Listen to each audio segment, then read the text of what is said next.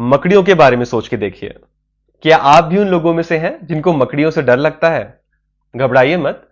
एक रिपोर्ट के अनुसार संसार में तकरीबन 8% लोगों को, यानी 8% लोगों को मकड़ियों का डर है।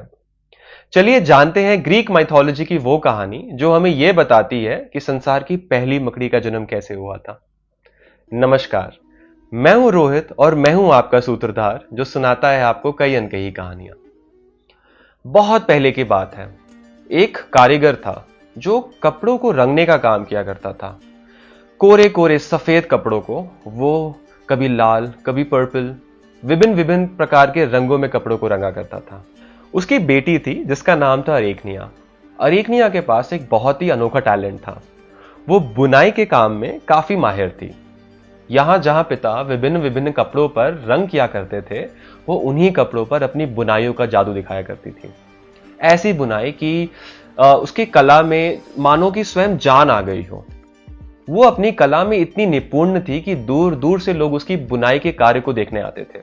कभी आंखों पे पट्टी बांधकर, कभी गाते गुनगुनाते वो ऐसे महीन धागों से बुनाई किया करती थी कि मानो धागे स्वयं उसकी हाथ से निकल के आ रहे हो।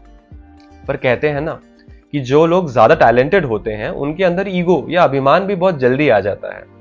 अरेकनिया को इस बात का अभिमान हो गया कि उससे ज्यादा टैलेंटेड इस कला में और कोई नहीं है।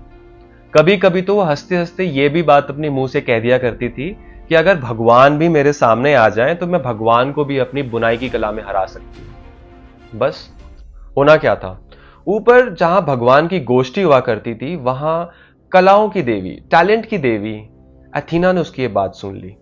बस अथीना को तो इतना क्रोध आया कि उसने एक बूढ़ी का रूप धारण किया और अरेकनिया के पास गई। उसने अरेकनिया को समझाया कि ये जो टैलेंट होता है, जो कला होती है, वो परमात्मा की देन होती है। इस पे अभिमान करके परमात्मा को चुनौती देने की जरूरत नहीं है। पर अरेकनिया का अभिमान तो सर पे चढ़ के बोल रहा था।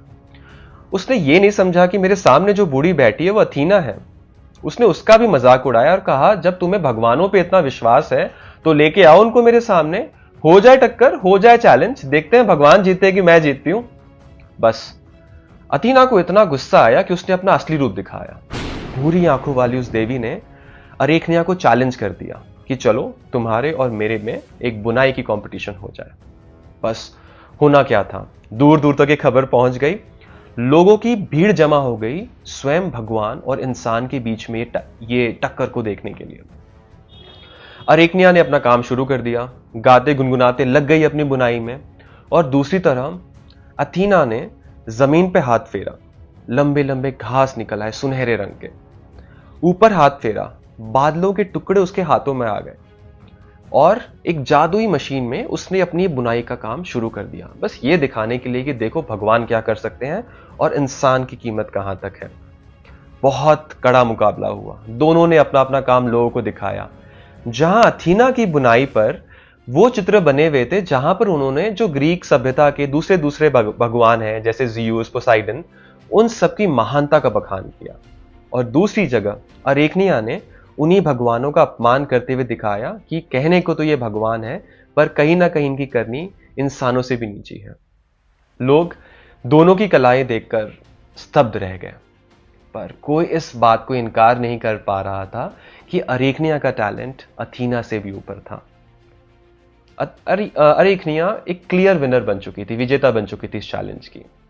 सबने उसकी बहुत वाहवाही की, पर अथीना का गुस्सा सारी सीमाओं को पार कर चुका था। जब उसने देखा कि अरेकनिया जीत चुकी है और अरेकनिया अथीना का मजाक उड़ा रही है, तो उसने अपनी दैविक शक्तियों का इस्तेमाल करते हुए उधर ही अरेकनिया को श्राप दे दिया।